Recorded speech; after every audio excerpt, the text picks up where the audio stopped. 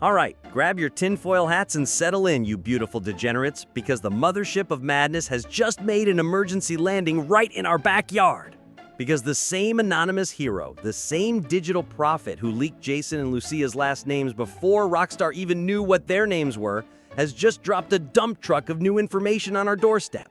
And we, as the leak archaeologists that we are going to grab our little shovels and brushes to dissect every single piece of this digital dinosaur bone. First, the size of the map. Apparently, Ambrosia and Port Gellhorn, the other cities, are basically a Lego model of a city next to the monster that will be Vice City. Which, honestly, makes total sense. Vice City isn't just a city, it's the centerpiece, the sun of our new solar system of crime, chaos, and questionable decisions. My only prayer to the Rockstar gods, who probably live in an office with lots of neon and expensive beanbags, is this. Please don't make the rest of the map feel like the GTA 5 countryside. Remember that place? A glorified, vast, empty desert whose only function was to make you spend more time driving between missions and contemplating the emptiness of your own existence? We want swamps full of Easter eggs, not miles of nothing. And underwater exploration? Our leaker says there isn't much to find at the moment. With all due respect, my dear informant, that better change, and fast. Because if that Leonida Keys screenshot is real, the seabed of GTA 6 looks like a National Geographic documentary directed by James Cameron, but with more marine life than SeaWorld. Turtles, eels, schools of fish, divers. If all that is just for one area, it's going to be like going to Disney and only being allowed to shake Goofy's hand. The ocean in GTA 5 was beautiful, but most of the time as empty as my bank account after Black Friday. Rockstar, give us underwater caves, give us the Kraken, give us a Little Mermaid Easter egg where she gets arrested for pufferfish trafficking, anything. But hold on to your harpoons, because the leak confirms we'll have a mission where you hunt sharks with a harpoon gun.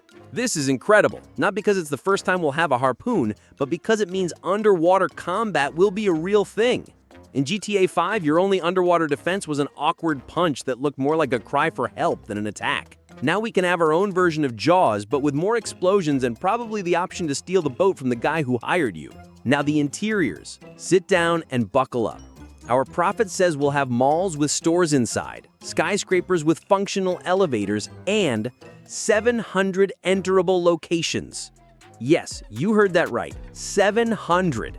Okay, before you start planning your entire life inside the game like you're playing The Sims, he clarified, this magic number includes vending machines, gumball machines, and car washes. But hey, 700 interaction points, that's enough to make the world feel alive. We've already seen some fake interiors in the trailers, like a TV show set, but still, the promise of entering more places than ever is real. This could be a quantum leap for the franchise. And that scene of Jason walking out of the store with a six-pack? Confirmed to be 100% gameplay.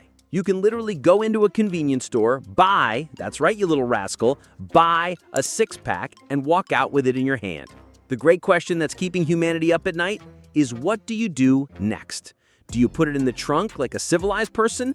Or do you crack one open, drink it on the street, and use the empty bottle to hit a flamingo? Knowing Rockstar, both options are likely, and the second one probably gives you some kind of chaos bonus. The story structure apparently will be divided into chapters like in Red Dead 2. This has never happened in a GTA before. GTAs have always been like one long continuous movie, a marathon of anarchy without interruptions. Chapters could mean time skips, shifts in tone, who knows? Maybe Chapter 4 starts with 10 years later and Jason is overweight, has 3 kids, and living in the suburbs complaining about gas prices. And apparently, everything we've seen in the trailers is only from the first 3 chapters. Rockstar is just showing us the tip of the iceberg, while the rest of the iceberg has sharks with lasers attached to their heads. And Lucia's son? Yes, apparently she has a son. He appears briefly at the beginning and then vanishes. He'll probably spend the rest of the game with his grandparents while his mom is busy redefining the concept of work-life balance. But don't expect to see kids running around to be run over. Rockstar knows that allowing violence against children in the game would create a controversy so huge it would make hot coffee look like a tea party with your grandma. Now the special abilities of the characters. And here, things get a little meh. Disappointing. Jason will apparently have a slow-motion shooting ability like Deadeye from Red Dead, where enemy weak spots become visible. Cool, nice, we've seen it, but you know what? No big deal. Lucia's ability? A worse version of that, where she also goes into slow motion but can only fire a single shot. It's like giving Batman a state-of-the-art Batarang and Robin a slingshot with a loose rubber band. For a character who's supposed to be so important, that's deeply disappointing. Rockstar, fix this. Unless that single shot can take down a helicopter, then yes, we are impressed. About old characters returning, our leaker said he didn't see any, but he also admitted he's not very familiar with the classics, so he could walk past Phil Cassidy on the street and just think he's some weird old dude with one arm.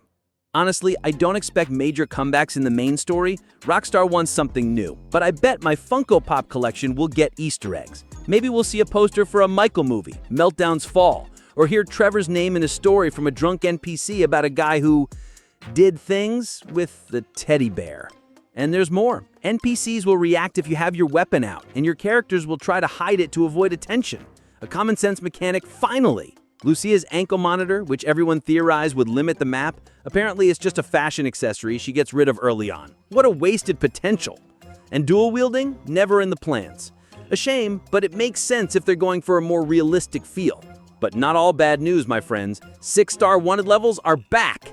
Get ready for the army, the tanks, and probably drones coming after you because you stole a candy bar off the street. The weight mechanics from San Andreas are returning. Eat a lot of fast food and you get fat. Work out on the beach and you get muscular.